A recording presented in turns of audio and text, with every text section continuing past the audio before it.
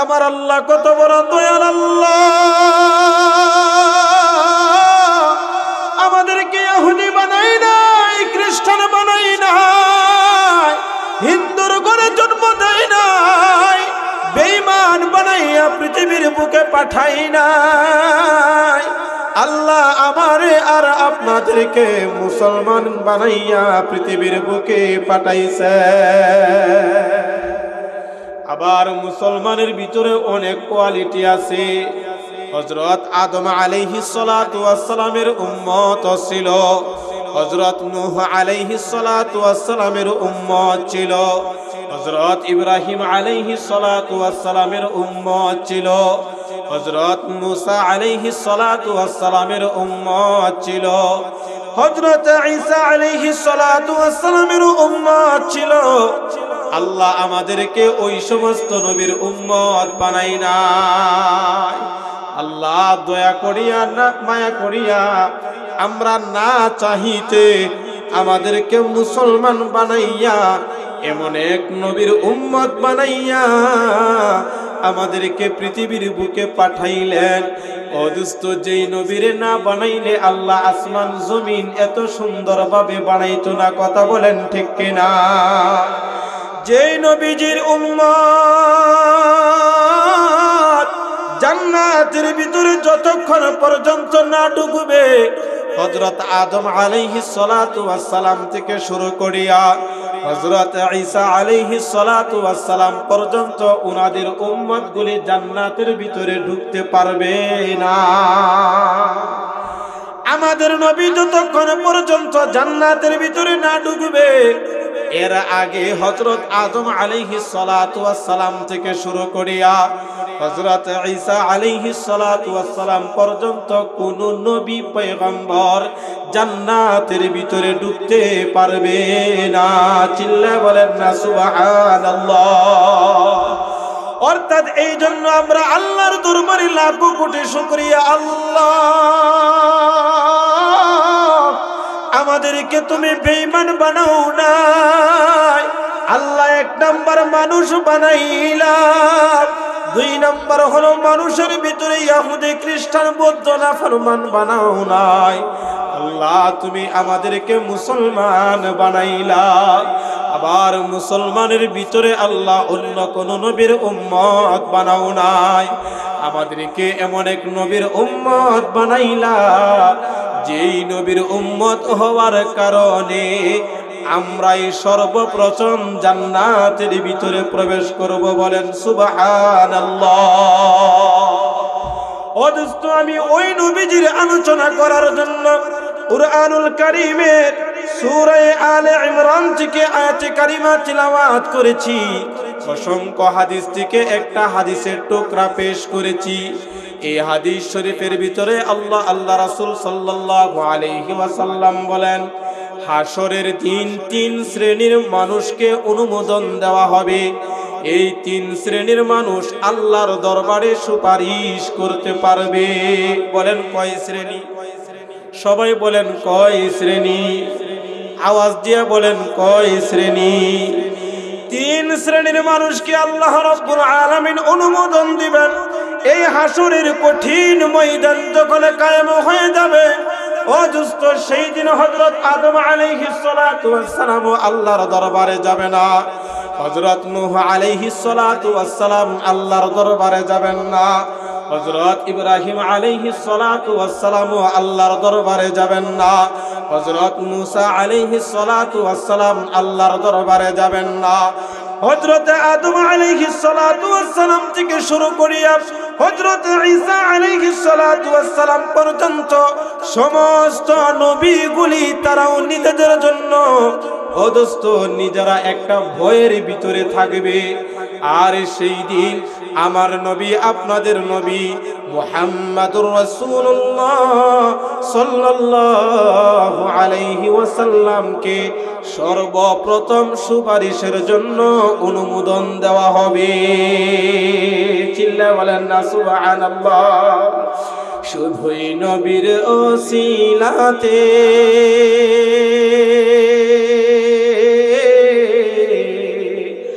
আসলা মানুষ দুনিয়াতে, তিনি না হইলে আজি আসতো কি কেউ ভুবনে। নবী বিনে কে তোরাবে ফুল সিরাত মিজানে, নবী বিনে কে তোরাবে ফুল সিরাত মিজানে। কথা বলেন ঠিক কিনা? খোদার জালাই নবীজি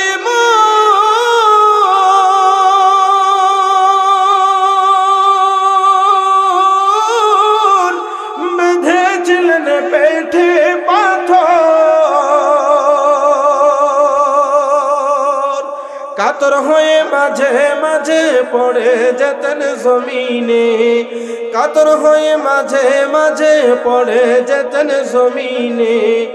নবী বিনে কে তোরাবে ফুল সিরাত মিজানে, নবী বিনে কে তোরাবে ফুল সিরাত মিজানে।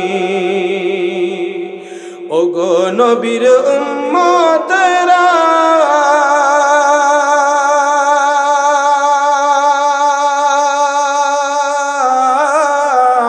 হইয়া জি দিশে হারা, ওগো নবীর উম্মতেরা,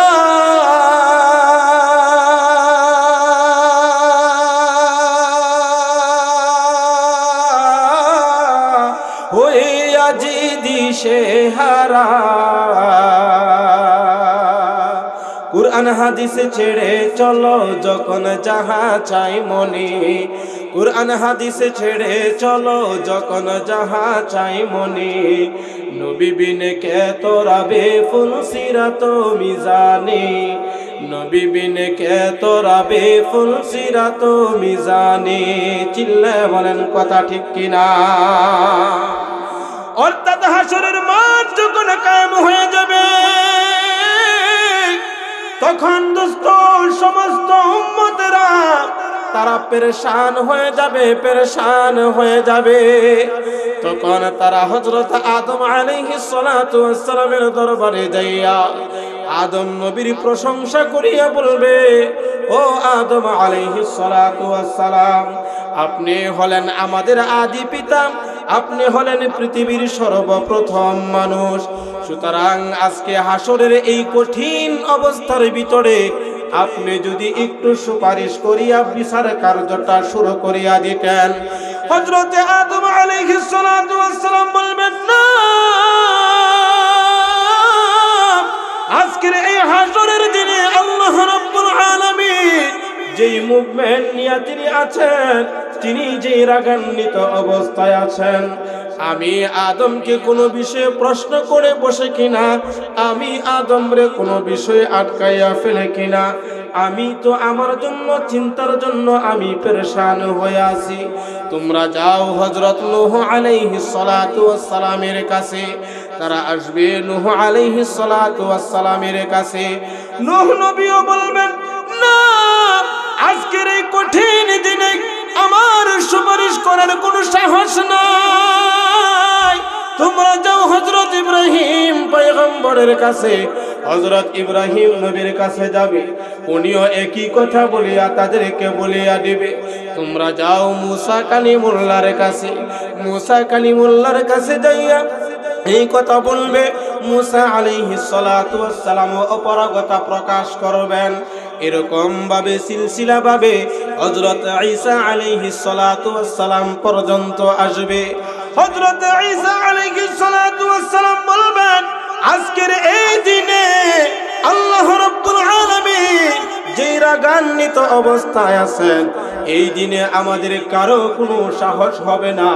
তবে আমার একটা পরামর্শ হলো, আজকের এই দিনে সুপারিশ করার জন্য, আল্লাহর সাথে কথা বলার জন্য সবচেয়ে বেশি অধিকার যাকে দেওয়া হয়েছে, তিনি আর কেহ নয়, তিনি হলেন আখিরি জামানার পয়গম্বর, নবীদের নবী, নবীদের নবী, সমস্ত নবীদের সরদার যাকে বলা হয়, সাইয়্যিদুল মুরসালিন যাকে বলা হয়, হাবিবুল্লাহ যাকে বলা হয়। সেই দিন ঈসা আলাইহিস সালাতু ওয়াস সালাম বলবেন, ও হাসরবাসীরা, আজকে তোমরা যাও সেই হাবিবুল্লাহর কাছে, হযরত মুহাম্মদ মুস্তাফা সাল্লাল্লাহু আলাইহি ওয়াসাল্লামের কাছে যাও। একটু জিকির করেন লা ইলাহা লা ইলাহা ইল্লাল্লাহ লা ইলাহা ইল্লাল্লাহ লা ইলাহা লা ইলাহা ইল্লাল্লাহ মুহাম্মাদুর রাসূলুল্লাহ সাল্লাল্লাহু আলাইহি ওয়াসাল্লাম। সেই দিন হযরত ঈসা আলাইহিস সালাতু ওয়াস সালাম বলবেন, ও আখিরবাসী, ও হাসরবাসীরা, তোমরা যাও, তোমরা আখিরি জামানার পয়গম্বর মুহাম্মদুর রাসূলুল্লাহ সাল্লাল্লাহু আলাইহি ওয়াসাল্লামের কাছে যাও। যদি উনার কাছে যাও, একমাত্র উনি আল্লাহর কাছে আজকে সুপারিশ করতে পারবেন। আর উনাকে এই সুপারিশের অনুমোদন দেওয়া হয়েছে, অনুমতিও দেওয়া হয়েছে। আল্লাহর হাবিব মাকামে মাহমুদের মধ্যে সিজদার মধ্যে পড়ে থাকবেন, আল্লাহর দরবারে শুকরিয়া আদায় করবেন। ও দোস্ত, উম্মতের পেরেশানিতে ওই হাসরের মাঠে আল্লাহর নবীজি তিনটা জায়গার মধ্যে দৌড়াদৌড়ি করবেন। অর্থাৎ আল্লাহ মাকামে মাহমুদ দান করলেন, আরামের জায়গা দান করলেন, কিন্তু নবীজি উম্মতের পেরেশানিতে, উম্মতের মায়ায়, উম্মতের দয়ায় ওই মাকামে মাহমুদের মধ্যে আর বসবেন না, সেখান থেকে দৌড় দিবেন। সাহাবী প্রশ্ন করেন, ইয়া রাসূলুল্লাহ, ইয়া হাবিবাল্লাহ, ওগো আল্লাহর হাবিব, দুনিয়ার বুকে তো আপনাকে আমরা পাই, হাসরের মাঠ যখন কায়েম হয়ে যাবে তখন আমরা আপনারে কোথায় পাবো, কোথায় পাবো, আপনাকে সাক্ষাৎ কেমনে পাবো? নবী আমার বলেন, সাহাবীরা, আমিও হাসরের ময়দানে তিনটা জায়গার ভিতরে আমার উম্মতের পেরেশানিতে দৌড়াইব। চিল্লায় বলেন না সুবহানাল্লাহ। এক নম্বর, সাহাবীরা, আমারে তোমরা পাইবা মিজানের পাল্লার নিকটে, আমি সেখানে থাকব আমার উম্মতগুলির নেকের পাল্লাটাকে ভারী করার জন্য। আমি সেখানে থাকিয়া চেষ্টা করব আমার একটা উম্মত যেন জাহান্নামের ভিতরে না যায়। ও আমার সাহাবী, ওই দাড়ি পাল্লার নিকটে যদি আমার না পাও, তাহলে পাইবা আমি ওই জায়গা থেকে চলে যাব ফুলসিরাতের কিনারায়। আমার কোনো উম্মত যেন ফুলসিরাতের ব্রিজ থেকে কাটিয়া জাহান্নামের মধ্যে যেন নিক্ষিপ্ত না হয়ে যায়। ওই জায়গার ভিতরে যদি না পাও, তাহলে আমারে পাইবা তোমরা হাউজে কাউসারের নিকট। আল্লাহর হাবিব বলেন, সাহাবীরা, আমি হাসরের ময়দানে হাউজে কাউসারের নিকটে থাকব। আমার উম্মতদেরকে, আমার প্রিয় বান্দা আর বান্দীদেরকে এই হাউজে কাউসার থেকে এক পেয়ালা পানি আমার যে বান্দা বান্দি পান করবে, ওই বান্দা বান্দি আর জান্নাতে ঢোকার আগ পর্যন্ত তার পানির পিপাসা লাগবে না। আর একটু জোরে কন্যা সুবহানাল্লাহ। এই হাউজে কাউসারের পানি আমাদের দরকার আছে না নাই? হ্যাঁ,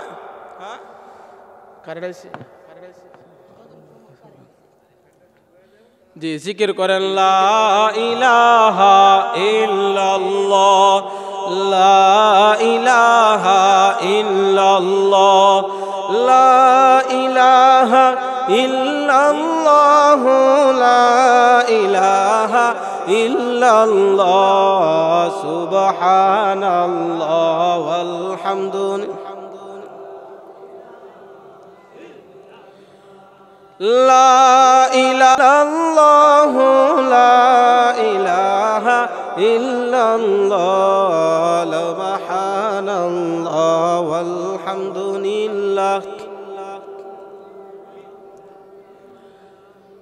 লা ইলাহা ইল্লাল্লাহ লা ইলাহা ইল্লাল্লাহ লা ইলাহা ইল্লাল্লাহ লা ইলাহা ইল্লাল্লাহ সুবহানাল্লাহ ওয়ালহামদুলিল্লাহ লা ইলাহা ইল্লাল্লাহ লা ইলাহা ইল্লাল্লাহ লা ইলাহা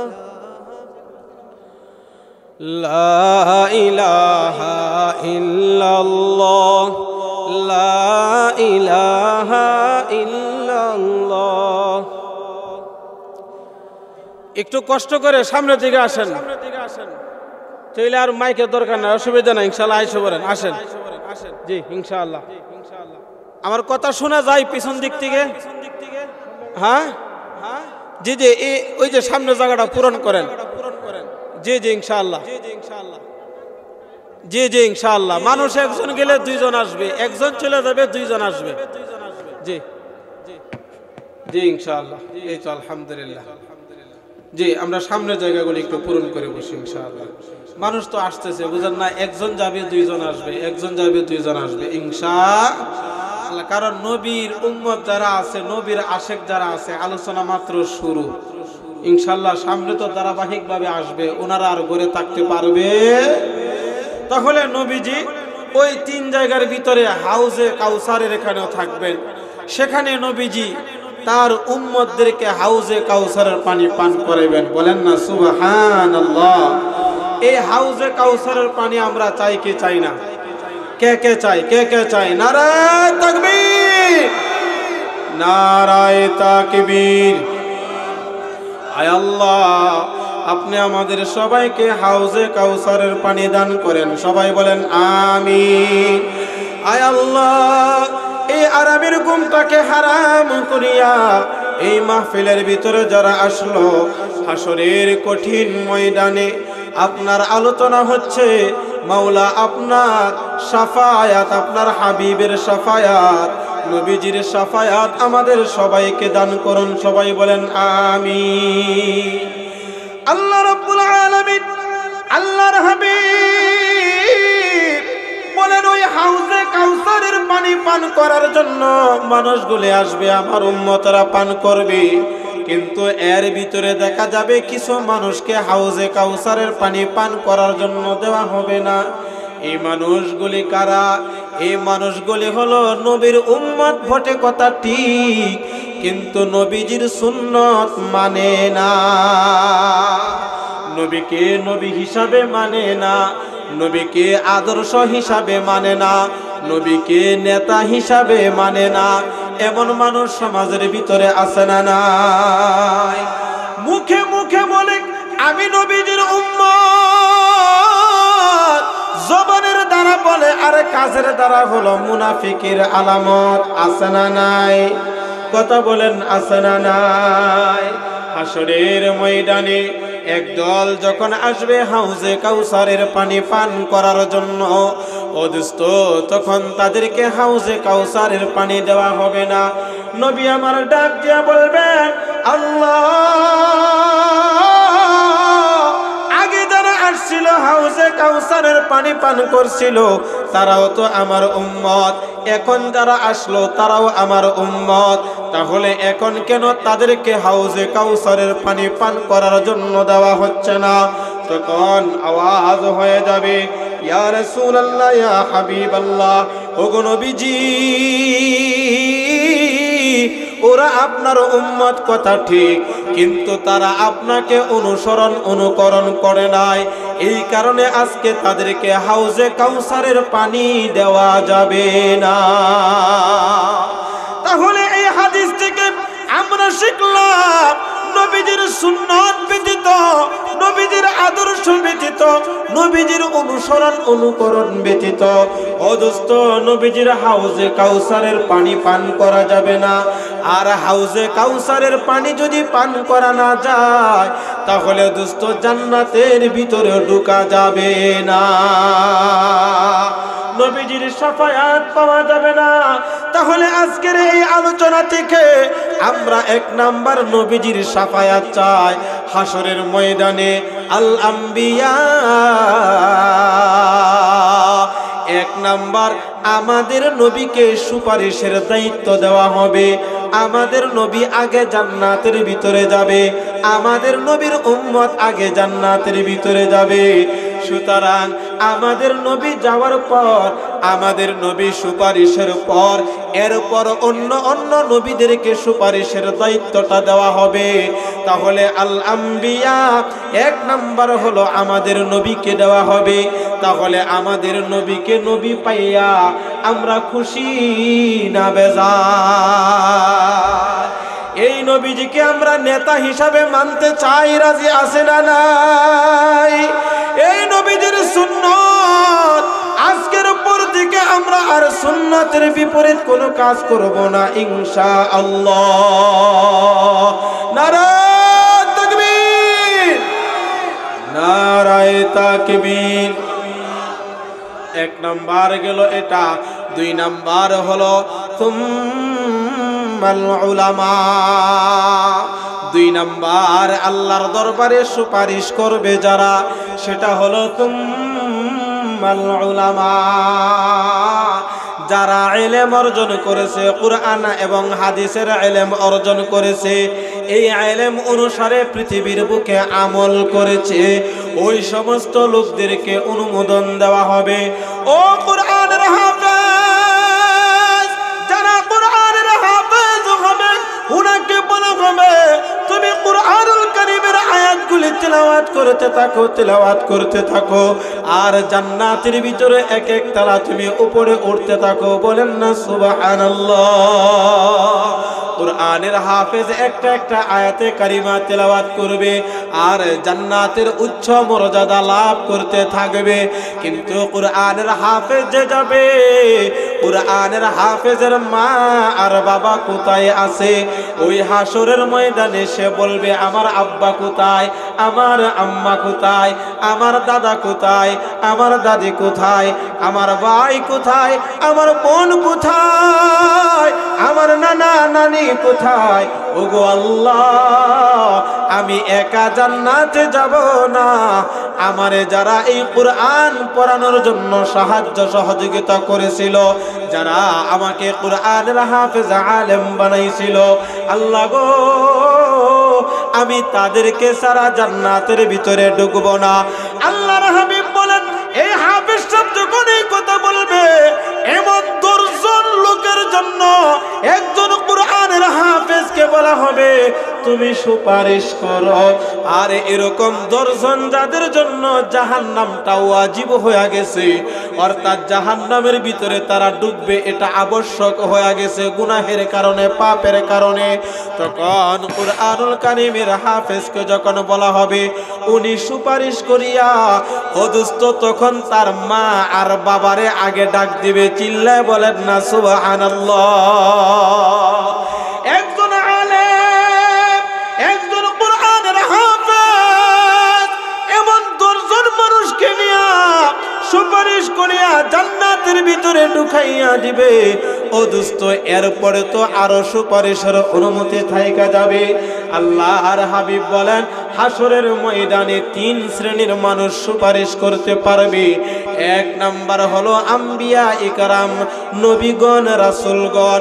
2 নাম্বার হলো আলেম উলামাগণ। ও দোস্ত, আমি দেখতেছি এখানে অধিকাংশ মানুষ হইলেন সাধারণ মানুষ। কথা বলেন ঠিক কিনা?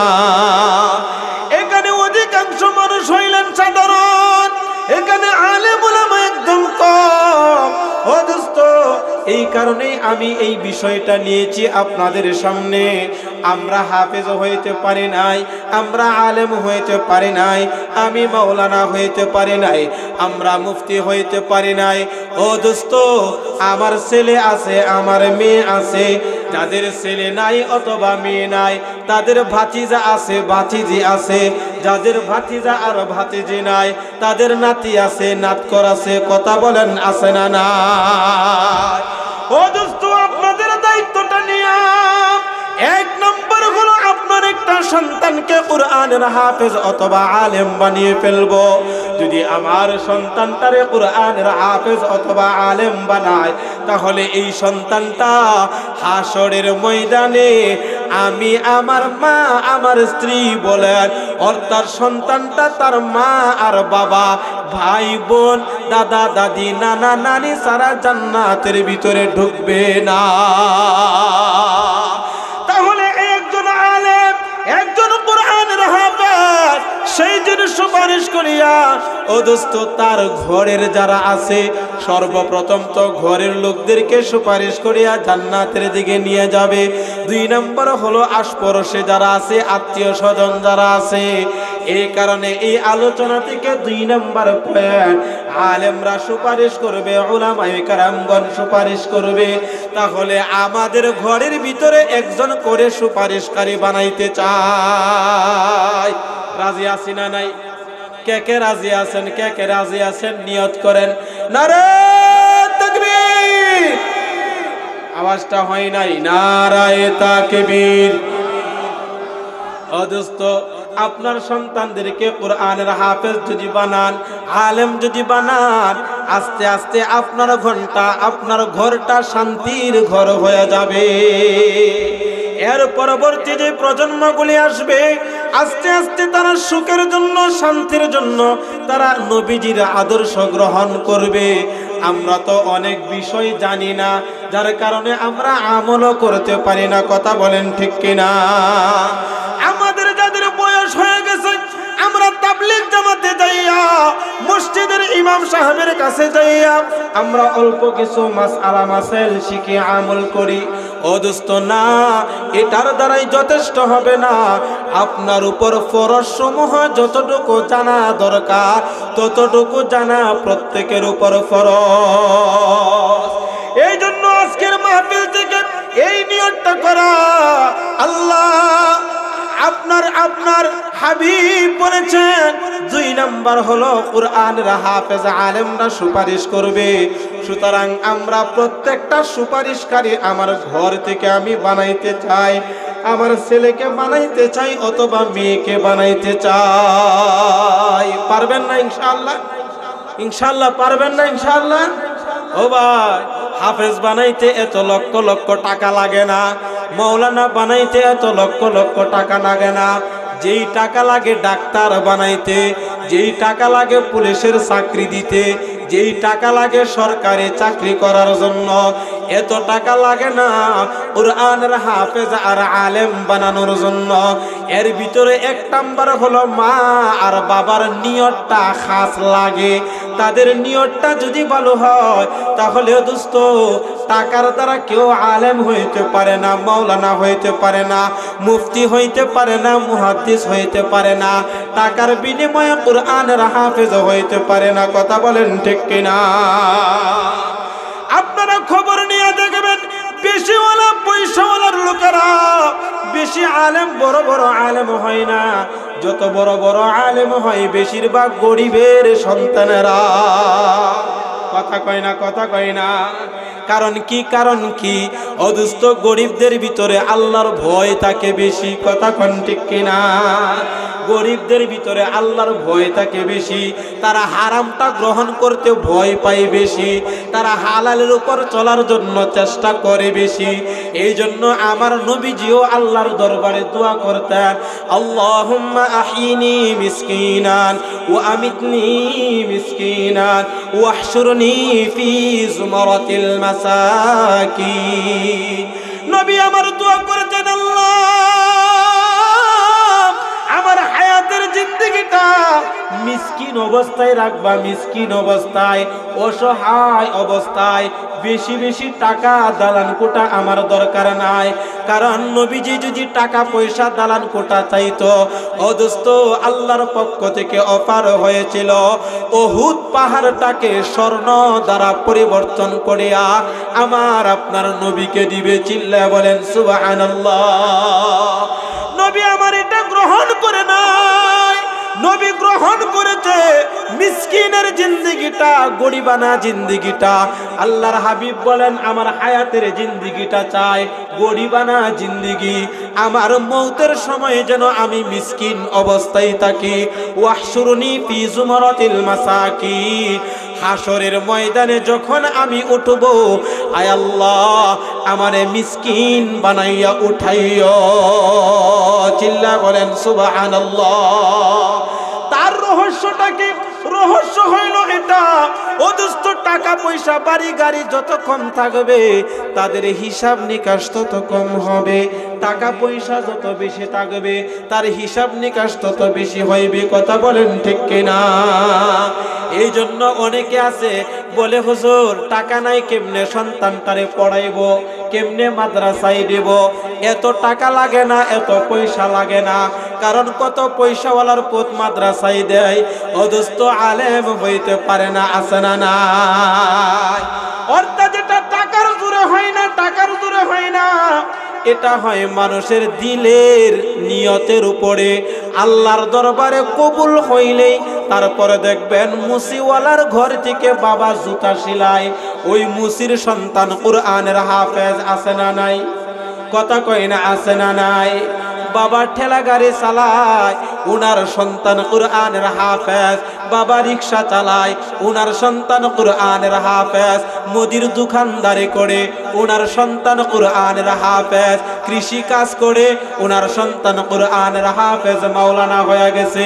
কথা বলেন, আছে না না? আর আপনার ঘরের পাশে কোটিপতির সন্তান মাদ্রাসায় যাইতে পারে না, অনেক টিটকারি মস্কারিও বলে যে মাদ্রাসায় পড়াইবো কেন, আমাদের টাকা পয়সা আছে, স্কুল কলেজে পড়াইবো। অর্থাৎ এসব কথা দোস্ত, এসব কথার দ্বারা তো আর আলেম হয় না। আলেম কুরআনের হাফেজ হতে হলে আরশে আজিমে আল্লাহর দরবারে আগে কবুলিয়তের দরকার। এই জন্য আমার ভাই, এই হাদিসের দ্বিতীয় অংশ থেকে যে বিষয়টা, সেটা হলো আমাদের প্রত্যেকের ঘরের ভিতরে একজন করে কুরআনের হাফেজ আলেম বানাইব ইনশাআল্লাহ। রাজি আছেন কে কে? নারে তাকবীর! আয় আল্লাহ, এই হাতগুলিকে আপনি কবুল আর মঞ্জুর করে আনিন। হাতটা সোজা করেন, হাতটা সোজা করেন। আল্লাহ, এই হাতগুলিকে আপনি কবুল করে আনিন। সবাই বলেন আমিন। পর্দার অন্তরালের অনেক মায়েরা আছে, আল্লাহ তুমি তাদেরকে, তাদের সন্তানদেরকে কুরআনের হাফেজের মা বাবা হওয়ার তৌফিক দিন। সবাই বলেন আমিন। লাভ হলো হাসরের ময়দানে আমার ঘরের সন্তান উকিল হয়ে যাবে, আমার সন্তান উকিল হয়ে যাবে। ও দোস্ত, আর অন্যের দরবারে দৌড়াইতে হবে না। 3 নম্বর আল্লাহর হাবিব বলেন, সুম্মাল উলামা সুম্মাশ শুহাদা। 3 নম্বর হলো যারা আল্লাহর রাস্তায় জীবন দিয়া দেয়, যারা আল্লাহর রাস্তায় জান দেয়, মাল দেয়, একনিষ্ঠভাবে আল্লাহর জন্য জীবনটা বিলাইয়া দেয়, এই মানুষদেরকে বলা হয় শহীদ। ও দোস্ত, যুদ্ধের ময়দানে যারা যুদ্ধ করিয়া তরবারিকে আর ভয় করে না, আল্লাহর জন্য তারা তাদের জীবনটা বিলাইয়া দেয়, আছে না না? সাহাবায়ে কেরামের ভিতরে অসংখ্য সাহাবা এরকম ছিল, ও দোস্ত, যুদ্ধের ময়দানে যাওয়ার জন্য তারা পাগল পারা হয়ে থাকতো। তার কারণটা কি? তার কারণটা কি? আল্লাহর নবীজি বললেন, যারা জিহাদের ভিতরে যায়, যারা শহীদ হয়ে যায়, তাদের মরণ নাই, তাদের মরণ নাই। অর্থাৎ তাদের মরণটা এতটুকু হয় যে তাদের হায়াতটা যখন এই দুনিয়ার হায়াত শেষ হয়ে যায়, পিঁপড়া কামড় দিলে যতটুকু কষ্ট পায় এরকম শুধু অনুভব করবে। অর্থাৎ মরার পরে পরে আল্লাহ আবার তাদেরকে রিজিকের ব্যবস্থা করিয়া দিবে, আরাম আয়েশের ব্যবস্থা করিয়া দিবে। আল্লাহ স্বয়ং তাদেরকে লালন পালন করে। চিল্লায়া বলেন না সুবহানাল্লাহ। সূরা বাকারার ভিতরে আল্লাহ রাব্বুল আলামিন বলেন, ওয়ালা তাকুলু লিমান ইউকতালু ফি সাবিলিল্লাহ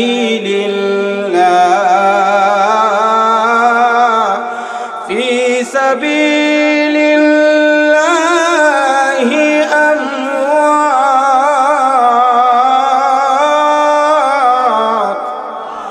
বাল আহইয়াউ ওয়ালাকিন লা তাশউরুন।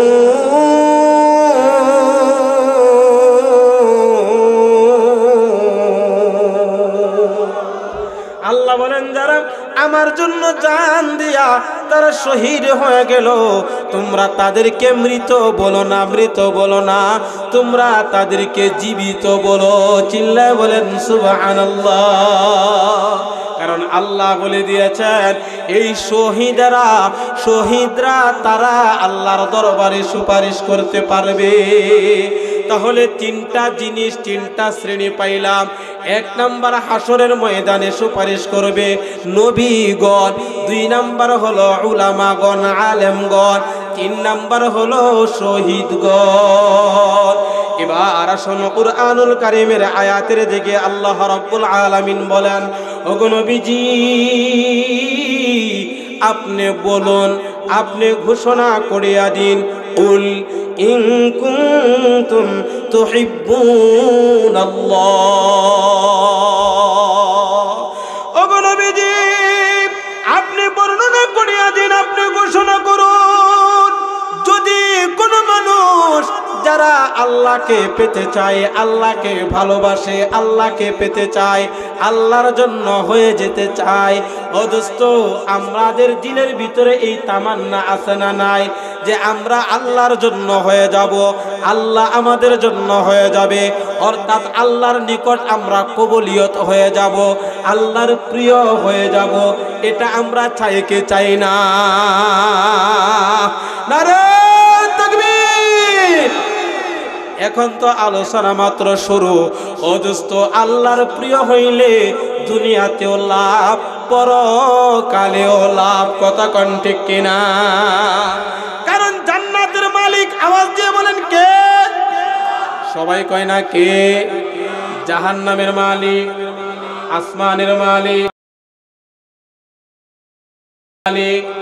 হায়াতের মালিক, মৌতের মালিক, সম্মানের মালিক, অসম্মানের মালিক, ইজ্জতের মালিক, বেইজ্জতের মালিক, এক কথায় সমস্ত জিনিসের একমাত্র একচ্ছত্র ক্ষমতার মালিক। সবাই কয় না কে? একমাত্র ক্ষমতার মালিক হইল আল্লাহ। সুতরাং এই আল্লাহ যদি আমাদেরকে মুহাব্বত করে, আল্লাহ যদি আমাদের গুনাহগুলি মাফ করিয়া দেয়, ও দোস্ত তাহলে আমাদের আর কোনো চিন্তা নাই। কথা বলেন ঠিক কিনা? এই দুইটা জিনিস নিয়ে আমার আজকের আলোচনা। আল্লাহ বলেন, নবী গো পৃথিবীর মহিলা এবং পুরুষ যারা আছে সবাইরে আপনি ঘোষণা করিয়া দিন, ইন কুনতুম তুহিব্বুনাল্লাহ ফাত্তাবিউনি। যদি তারা আল্লাহরে পেতে চায়, যদি তারা আল্লাহর ভালোবাসা পেতে চায়, যদি তারা আল্লাহকে ভালোবাসতে চায়, তাহলে ফাত্তাবিউনি, তারা যেন আমি নবীর অনুসরণ আর অনুকরণ করে, আমি নবীজির আদর্শ যেন তারা গ্রহণ করে। কথাটা বলেছেন কে? সবাই বলেন, বলেছেন কে? কুরআনুল কারীমের আয়াত। আল্লাহ বলেন নবীজির অনুসরণ আর অনুকরণ করার জন্য, নবীকে নেতা মানার জন্য, নবীজিকে আদর্শ মানার জন্য ফাত্তাবিউনি, যদি তোমরা নবীজিকে মানো তাহলে তোমরা দুইটা জিনিস পায়া যাইবা। কয়টা? সবাই কয় না কয়টা? দুইটা জিনিস তোমরা পায়া যাইবা নিশ্চিন্তা। এক নাম্বার হলো আল্লাহ রাব্বুল আলামিন বলেন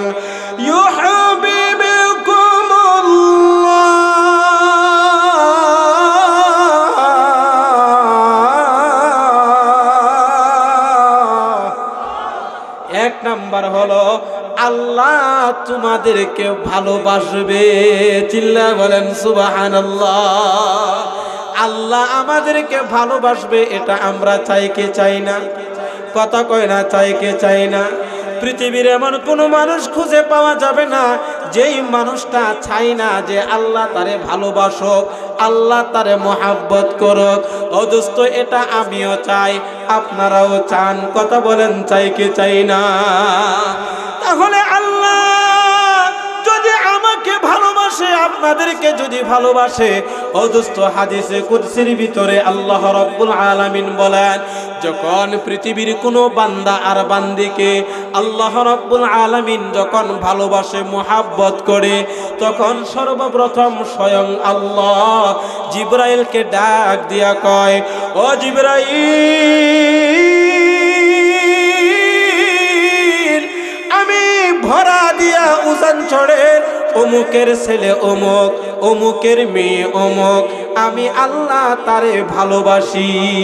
বলেন না সুবহানাল্লাহ? জবানটা খুলে বলেন না সুবহানাল্লাহ?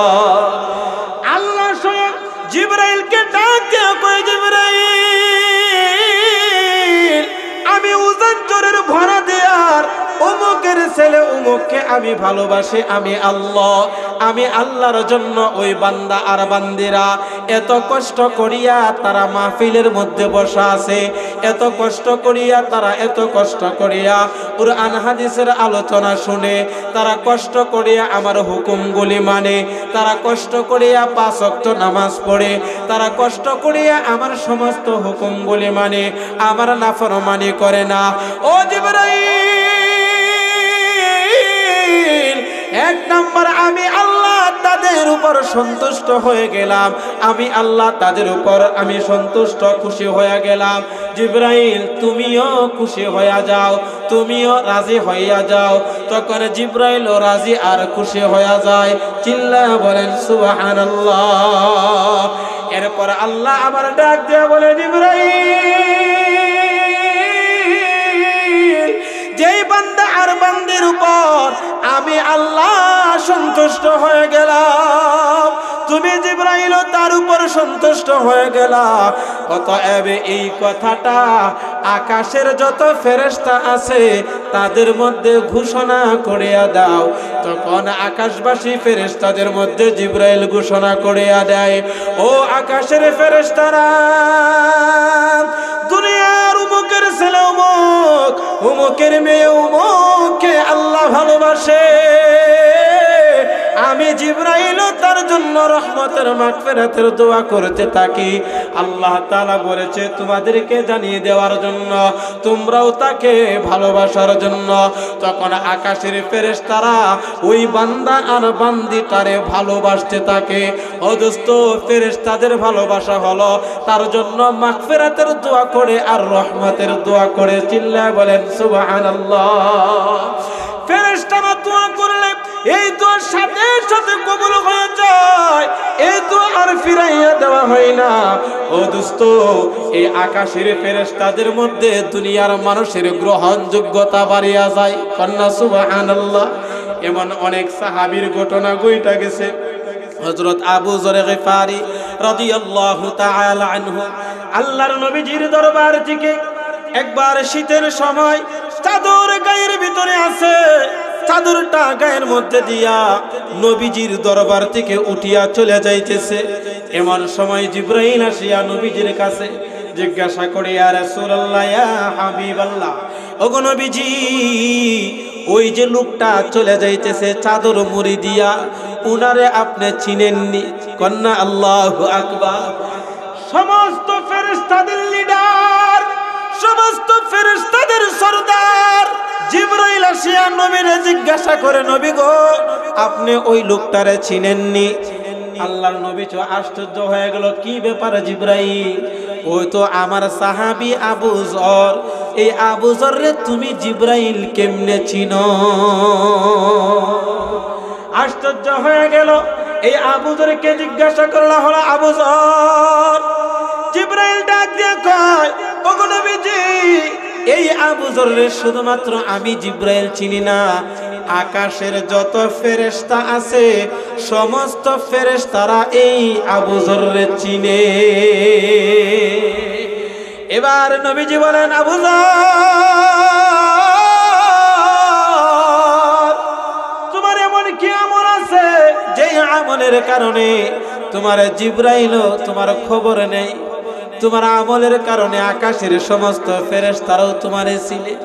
ও আবু যর, কি কি গুণ আছে, কি কি গুণ আছে? এবার বলা হয় আবু যরের ভিতরে দুইটা গুণ ছিল। বলেন কয়টা? সবাই কয় না কয়টা? দুইটা গুণ ছিল। এক নাম্বার হলো নিজেকে সব সময় ছোট মনে করত, ছোট মনে করত, অর্থাৎ দিলের ভিতরে অহংকার ছিল না। দুই নাম্বার হলো যখনই সুযোগ পাইতো তখনই কুল হুয়াল্লাহু আহাদ এই সূরাটা তেলাওয়াত করত। এই আবু যর একজন সাহাবী, যার দুনিয়াতে কোনো ঘর বাড়ি তেমন ছিল না। ও দোস্ত, দুনিয়াতে ভালো করে একটা ঘর পর্যন্ত বানাই নাই, কারণ কখন জানি তার মরণ হয়ে যাবে, মরণ হয়ে যাবে। এই আবু যর এমন ইবাদত বন্দিগি করেছে, রাসূলের এত আনুগত্য করেছে, রাসূলের এত অনুসরণ আর অনুকরণ করেছে, রাসূলকে এমন ভাবে মানার কারণে আসমানের ফেরেশতারা শুধু ছিলেন না, ফেরেশতাদের যে লিডার হযরত জিবরাইল আবু যররে চিনে। এই জন্য অদস্ত যখন দুনিয়ার কোন বান্দা আর বান্দি আল্লাহর দরবারে যখন সে কবুলিয়ত হয়ে যায়, আল্লাহ বলেন, জিবরাইল তুমি খুশি হয়ে গেলা, আমি আল্লাহ খুশি হয়ে গেলাম। আকাশের ফেরেশতাদেরকে বললা, তারাও খুশি হয়ে গেল।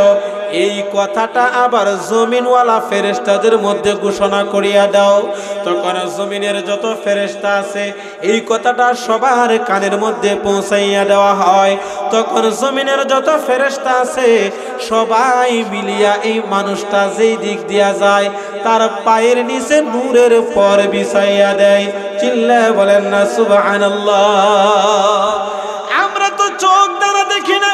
ও দোস্ত, ফেরেশতারা যখন দুনিয়ার কোন মানুষকে সম্মান জানায় তখন দুনিয়ার মানুষের ভিতরে একটা তাসির পড়িয়া যায়, আর এই তাসিরের কারণে দেখা যায় ও দোস্ত দুনিয়ার মানুষেরাও এই মানুষটারে সম্মান করে।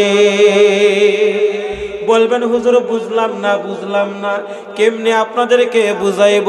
একজন কোরআনের হাফেজ যদি আপনারা জানেন আপনাদের এলাকার ভিতরে আসছে, সে যত গরিবের সন্তানই হোক না কেন, যত গরিবের অসহায়ের সন্তান হোক না কেন, কোরআনের হাফেজ নামটা শোনার সাথে সাথে কোটিপতিওয়ালাও তার কাছে ছোট হয়ে যায়। আছে না না? অর্থাৎ যার দিলের ভিতরে আল্লাহ আর আল্লাহ রাসূলের ভালোবাসা আছে, এই মানুষটা একজন কোরআনের হাফেজের সামনে নরম হয়ে যায়, একজন আলেমের কাছে নরম হয়ে যায়। দেখা যায় খবর নিলে ওই আলেমের মাও নাই, বাবাও নাই, ছোট সময় মারা গেছিল, মাদ্রাসায় পড়ছে, অন্য মানুষের টাকা দিয়ে পড়ালেখা করাইছে, এখন কোরআনের হাফেজ হয়েছে, মাওলানা হয়েছে, মুফতি হয়েছে। এখন শুধুমাত্র এলাকার মানুষ না, এখন যেই দিক দিয়া যায় ওই দিক দিয়াই মানুষ তারে মুহাব্বত করে, ভালোবাসে। কথা বলেন ঠিক কিনা? এটা হলো দুনিয়ার কবুলিয়ত। এই হাদিসের ভিতরে আমার বলার, যখন কোনো মানুষ গুনাহের কাজের মধ্যে লিপ্ত হইয়া যায়, আল্লাহকে যখন অসন্তুষ্ট করিয়া ফেলে অদুষ্ট, তখন আল্লাহ রাব্বুল আলামিন জিবরাইলকে ডাক দিয়া কয়, জিবরাইল অমুকের ছেলে অমুক উজান ছড়ের, আমি আল্লাহ তার উপর অসন্তুষ্ট হয়ে গেলাম। জিবরাইল তার উপর অসন্তুষ্ট হয়ে যায়, জিবরাইল তার উপর লানত করতে থাকে। আল্লাহ ডাক দিয়া বলে, জিবরাইল এই ঘোষণাটা আকাশের ফেরেশতাদের মধ্যে ঘোষণা করিয়া দাও। এটা আকাশের ফেরেশতাদের মধ্যে ঘোষণা করিয়া দেওয়া হয়, তখন আকাশের ফেরেশতারাও তার উপর লানত করে বদদুয়া করতে থাকে। এই কথাটা আবার দুনিয়ার ফেরেশতাদের মধ্যে ঘোষণা করিয়া দেওয়া হয়, তখন দুনিয়ার ফেরেশতারাও তার উপর লানত করতে থাকে, বদদুয়া করতে থাকে। দেখা যায় একজন ক্ষমতাধর মানুষ, একজন পয়সাওয়ালা মানুষ মুহূর্তের মাধ্যমে সে লাঞ্ছিত আর অপদস্থ হয়ে আসে না নাই? যেই মানুষটা লাঞ্ছিত হবে এটা মানুষ কখনো ভাবে নাই, কখনো ভাবে নাই, কিন্তু আল্লাহ যাকে অপদস্থ করে লাঞ্ছিত করে তারে দুনিয়ার সমস্ত মানুষ মিলিয়াও সম্মান দিতে পারে না। কথা বলেন ঠিক কিনা? কোন দলের কথা নয়। আমাদের দেশে দেখেন এক সরকার চলিয়া যায়, আরেক সরকার আসে, কথা কয় না? আসে কি আসে না? যখন থাকে অদুস্ত ওনার সম্মানের কোনো শেষ নাই, যখন তার ক্ষমতাটা চলিয়া যায় তখন তার অসম্মানের শেষ নাই। কথা বলেন ঠিক কিনা? এটা হলো বাস্তব প্রমাণ, এটাই হলো বাস্তব প্রমাণ। এই জন্য আমার ভাই কোন দলের পক্ষে না, কোন দলের বিপক্ষ না, এটা শুধুমাত্র বোঝানোর জন্য বললাম যে মানুষগুলির কাছে এত প্রিয় ছিল, এত প্রিয় ছিল, আর হঠাৎ করিয়া এই মানুষগুলি জুতা পিটা করিয়া কেন তাকে আবার বিদায় করিয়া দেয়? এটা তো দুনিয়ার মানুষের কোনো ক্ষমতা নয়, এটা হয় একমাত্র আওয়াজ দিয়ে বলেন কোথায়? এটা হয় আল্লাহর পক্ষ থেকে। এই হাদিস থেকে শিক্ষণীয় বিষয়টা হলো, ও যুবক ভাইরা, বৃদ্ধ বাবারা, ও পর্দার অন্তরালের মা বোনেরা, আপনারা যারা আলোচনাগুলি শুনতেছেন, উদ্দেশ্যটা হলো আমার আপনার নবীজির অনুসরণ আর অনুকরণ করা, নবীজির আদর্শটা গ্রহণ করা। যদি নবীজির আদর্শ গ্রহণ করতে পারেন তাহলে আল্লাহর দরবারে আপনি প্রিয় হয়ে যাবেন, আল্লাহর দরবারে আপনি কবুলিয়ত হয়ে যাবেন। আল্লাহর দরবারে কবুলিয়ত মানি হলো আপনি ফেরেশতাদের কাছে কবুলিয়ত, আপনি দুনিয়াবাসীর কাছে কবুলিয়ত, আপনার মরণের সময় আপনি কবুলিয়ত। আপনাকে মরণের জন্য রহমতের ফেরেশতারা আসবে জানটা কবজ করার জন্য। ইন্তেকালের পর কবরের ভিতরে, আলমে বরজখের ভিতরে আপনাকে সুখে শান্তিতে জামাইয়ের আদরানায় আদর করে রাখবে। হাসরের কঠিন ময়দানেও আপনাকে আরশের নিচে সেই দিন স্থান দিবে। অর্থাৎ আপনার মেহমানদারি দুনিয়া থেকে শুরু হয়ে যাবে, দুনিয়া থেকে শুরু হয়ে যাবে। ও দোস্ত, এই জন্য আল্লাহ রাব্বুল আলামিন বলেন, ফাত্তাবিউনি। ও নবীজি, আপনি বলিয়া দিন মানুষগুলি যদি জান্নাতের ভিতরে যাইতে চায়, জান্নাতের মালিককে যদি খুশি করতে চায়, তাহলে তারা যেন আপনি নবীর অনুসরণ আর অনুকরণ করে। যদি তারা আপনার অনুসরণ আর অনুকরণ করে তাহলে আমি আল্লাহ তাদেরকে ভালোবাসব। তাহলে আল্লাহ আমাদেরকে ভালোবাসুক, এটা আমরা চাই কি চাই না? কথা কই না, চাই কি চাই না? আল্লাহ নিজেই বলেন,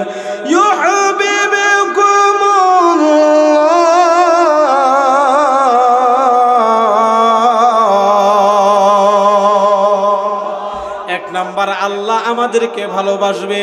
আল্লাহ যখন আমাদেরকে ভালোবাসবে তখন আমাদেরকে ভালো পথে পরিচালনা করার জন্য এই দিলটাকেও আবার ধাবিত করিয়া দিবে। দুই নাম্বার পুরস্কার আল্লাহ বলেন, যখন আমি তোমাদেরকে ভালোবাসবো, আমার কাছে যখন প্রিয় হয়ে যাইবা, তখন দুই নাম্বার পুরস্কার হলো ওয়ায়াগফিরু লাকুম যুনুবাকুম, আমি আল্লাহ তোমাদেরকে ক্ষমা করিয়া দিব। চিল্লায় বলেন সুবহানাল্লাহ। আমি আল্লাহ তোমাদেরকে মাফ করিয়া দেব, আমি আল্লাহ তোমাদেরকে ক্ষমা করিয়া দেব। ও দোস্ত, তাহলে মাফ আর ক্ষমা এটা আমাদের দরকার আছে না নাই? আপনারা এখানে বসে আছেন, যে উদ্দেশ্য হলো একটা, যে হুজুর শেষে দোয়া করবেন, আলোচনাটা শুনবো, এরপর দোয়া করব আল্লাহ নি আমাদের জীবনের গুনাহগুলি মাফ করিয়া দেয়। কথা বলেন ঠিক কিনা?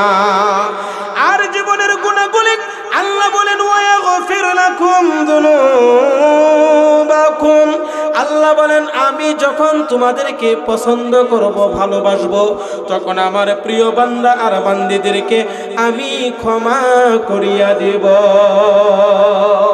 আর আল্লাহ যখন আমাদেরকে ক্ষমা করিয়া দিবেন, আমাদের কোনো টেনশন থাকবে না, কোনো চিন্তা থাকবে না। কথা বলেন ঠিক কিনা? আর বলবেন হুজুর ক্ষমা এটা আবার কি? হ্যাঁ, ক্ষমা এত বড় একটা নিয়ামত।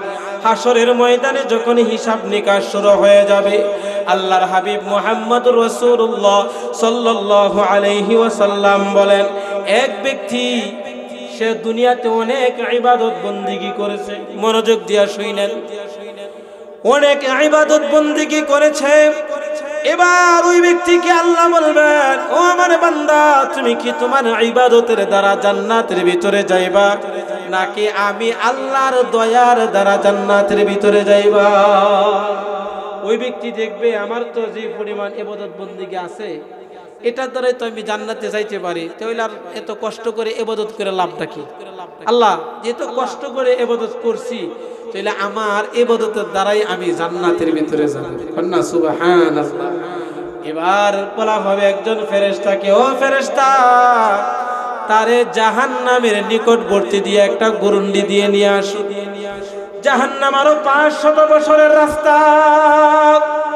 ওই জায়গার ভিতরে যখন নিয়ে যাওয়া হবে, যাওয়ার আগে আগে ওই ব্যক্তির দেহটা শুকাইয়া যাবে, ভিতরটাও শুকাইয়া যাবে, পানির পিপাসায় আত্মচিৎকার মারতে থাকবে।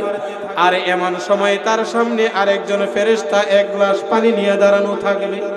আল্লাহর হাবিব বলেন, এই মানুষটা তার পানির পিপাসায় তো প্রখর হবে, যে পানির পিপাসার কারণে সে আত্মচিৎকার করতে থাকবে।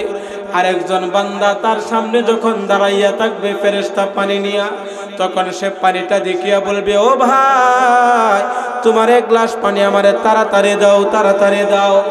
এবার ফেরেশতা ডাক দিয়ে বলবে, পানি দেওয়া যাবে, শর্ত আছে একটা।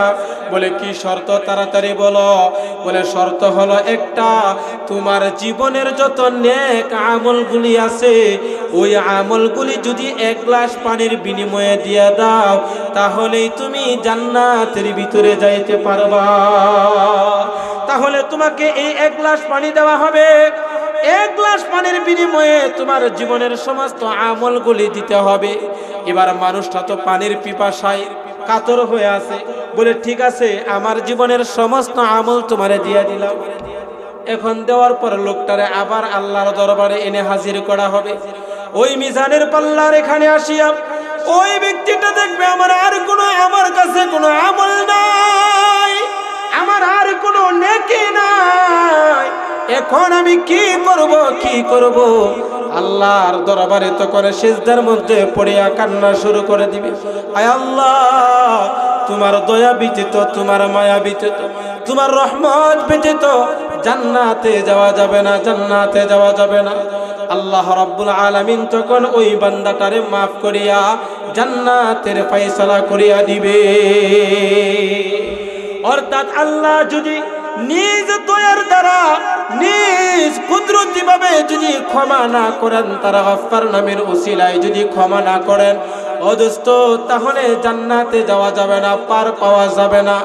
এই জন্য আল্লাহ রাব্বুল আলামিন বলেন, নবীজির অনুসরণ আর অনুকরণ যদি করা হয়, তাহলে 1 নাম্বার হলো আল্লাহ আমাদেরকে ভালোবাসবেন, 2 নাম্বার হলো ওয়ায়াগফির লাকুম যুনুবাকুম ওয়াল্লাহু গফুরুর রহিম। 2 নাম্বার হলো আল্লাহ আমাদেরকে ক্ষমা করিয়া দিবে। আপনাদের কষ্ট হইতেছে, 1.5 ঘন্টা কিন্তু গেছিল, কই দিয়ে গেল 1.5 ঘন্টা, আসলে আমিও তেমন একটা খেয়াল নেই। আপনাদের কষ্ট হইতেছে মনে হয়, হ্যাঁ? দোয়া করে দিই ইনশাআল্লাহ। হ্যাঁ, তে কি শিখাইলাম? প্রথমে একটা হাদিস বললাম, মনে আছে নি? কথা কয় না, তালের আলোচনা তো না, শিখতে হবে। প্রথমে একটা হাদিস বলছিলাম, 3 শ্রেণীর মানুষকে সুপারিশের অনুমতি দেওয়া হবে। কয় শ্রেণী? কথা কয় না, কয় শ্রেণী? 1 নাম্বার নবী, 2 নাম্বার আলেম উলামা, 3 নাম্বার কারা? আলেম উলামা, সুম্মাল উলামা, 3 নাম্বার হলো শহীদ। 3 নাম্বার কারা? শহীদ। আর এই আয়াত থেকে আমাদের শিক্ষণীয় বিষয়টা হলো যে আমরা নবীজির সুন্নতের অনুসরণ আর অনুকরণ করা, এটা হলো আসল বিষয়। এখন আমরা জানি, অনেকে মানি না। কথা কোন ঠিক কিনা? আমরা জানি অনেকে, কিন্তু মানি, এই হলো আমাদের সমস্যা। তো জানার নাম কামিয়াবি নিহি, মানার নাম কামিয়াবি। এটা আগে তাবলীগের মধ্যে কইতো। কথা কয় না, আগে তাবলীগের একটা সূত্রই ছিল, জানার নাম কামিয়াবি নিহি, মানার নাম কামিয়াবি। অর্থাৎ আপনি জানলেন এটা হারাম, কিন্তু মানলেন না, হারাম খাইলেন, তো এর কোনো লাভ আছে? এই জানার দ্বারা কোনো লাভ আছে? এই জানার দ্বারা কোনো লাভ নাই। তাহলে আজকের এই মাহফিল থেকে আমরা এই নিয়ত করা, পর্দার অন্তরালের মা বোনেরা যারা আছেন, আপনাদের দায়িত্ব হলো আপনারা 1 নাম্বার পর্দাটা করবেন। কি করবেন? কথা কয় না, কথা কয় না, পর্দা করবেন। আমার মনে আছে সর্বপ্রথম এই মাহফিলে আসা আমি পর্দার আলোচনা সম্ভবত করছিলাম। 1 নাম্বার হলো আপনারা পর্দাটা করবেন, এটা হলো ফরজ বিধান। ফরজ বাদ দিয়ে আপনি যত সুন্নত পালন করেন না কেন, আপনি নবীজির শাফায়াতও পাইবেন না, নবীজির হাউজে কাউসারের পানিও পাওয়া যাবে না। তাহলে 1 নাম্বার কি পাইলাম? ফরজ পর্দা। 2 নাম্বার হলো স্বামীর আনুগত্য করা। এটা আমার আগের হযরত এই বিষয়ে আলোচনা করেছেন, আমি শুনছি। পুরুষ আমরা যারা আছি, আমরা যদি ঠিক হয়ে যাই, তাহলে মা বোনেরা ঠিক হয়ে যাবে। কথা কই না, ওনাদের কিন্তু দোষ তেমন না, দোষ কিন্তু আমাদের। কারণ আল্লাহ বলেছেন, আর রিজালু কাওয়ামুনা আলান নিসা,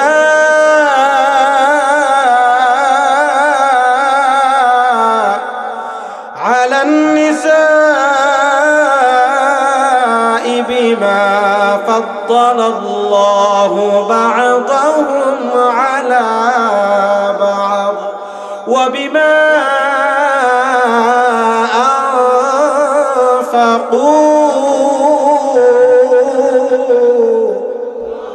কোরআন শরীফের আয়াত।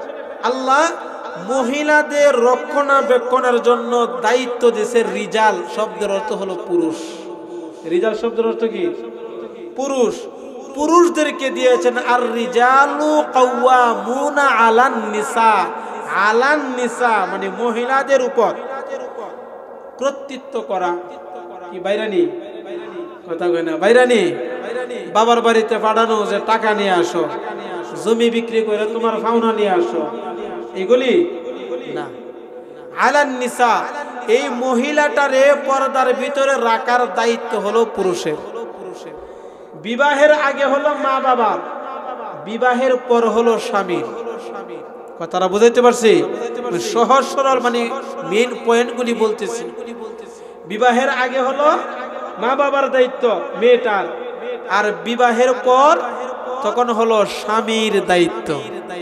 এই দায়িত্ব যারা পালন করে না তাদেরকে বলা হয় দায়ুস। এই বেপরদার কারণে মা বাবাও জাহান্নামের ভিতরে যাবে, এই একটা মাত্র কারণ।